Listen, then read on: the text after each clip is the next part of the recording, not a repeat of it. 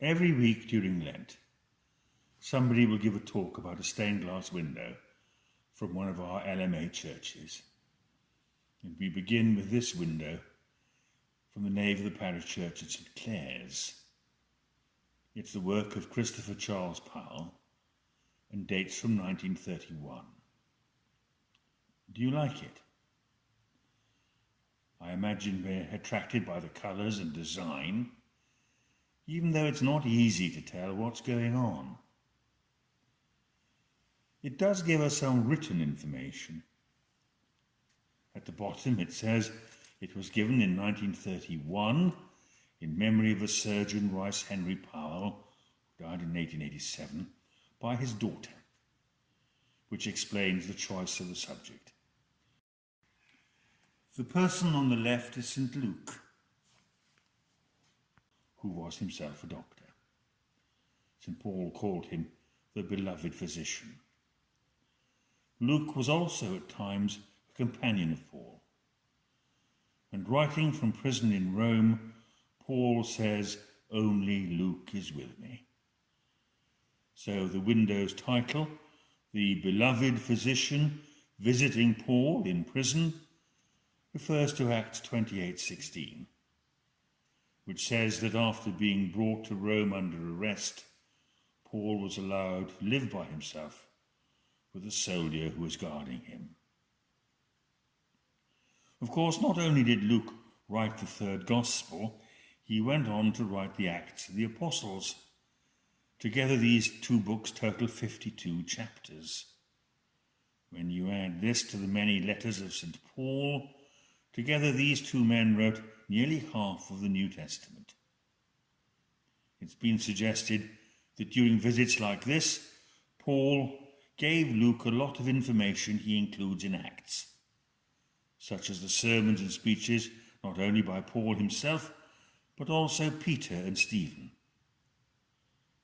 all of which give us a unique and privileged insight into the Christian message and understanding of the gospel from earliest times.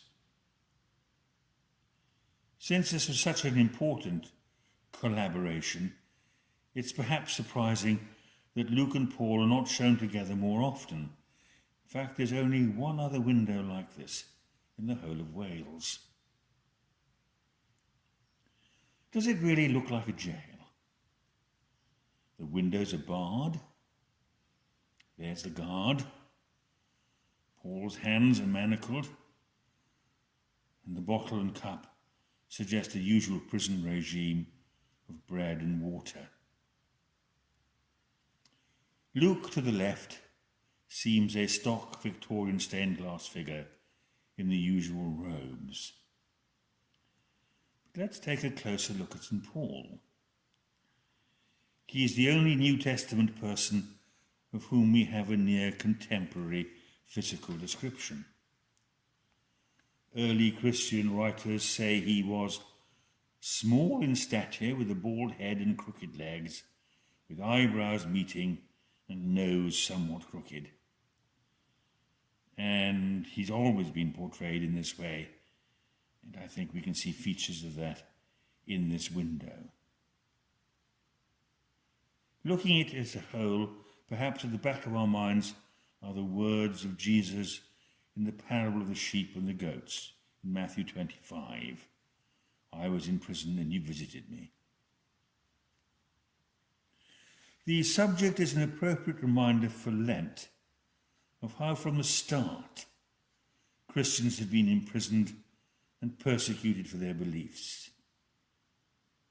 Disturbingly, this has sometimes been by their fellow believers, not just by those of other faiths or none.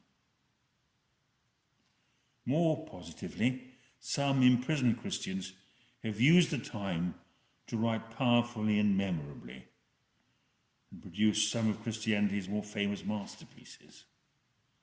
John Bunyan welcomed being sentenced to a term in Bedford jail and used it to write The Pilgrim's Progress. In the 20th century, we have the example of the Lutheran pastor Dietrich Bonhoeffer, who from its outset was a critic of Hitler and Nazism. Originally a pacifist, he came to accept the need to use violent ways of opposing the regime, and for this he was imprisoned. Prior to his martyrdom in 1945, he wrote copious letters, and these were published after his death. He was firmly of the opinion that the church of his time had no message for the present day and was in urgent need of reform. It's said that Christianity is the most persecuted faith in the modern world. And much as we may feel the wish to support our fellow Christians in their trials, perhaps we should also support all unjustly imprisoned peoples just as much. Christians have also featured prominently in prison reform, the most famous being Elizabeth Fry. But care of prisoners and their families, support for those who've just been released from jail and wish to begin a new life, something which should lie at the very heart of the gospel, scarcely figure on any church agenda that I've seen. A final look at the window. Perhaps it will evoke from us prayers of gratitude for all who have endowed and maintained the fabric of our church buildings over the years. A prayer of thankfulness for the gift of Scripture and the apostolic teaching on which we base our faith. Possibly it might prompt us to more structured Bible study and challenge us to be a more caring community and one more suited to the task ahead of us. When we finally emerge from lockdown, what kind of church will we need to be?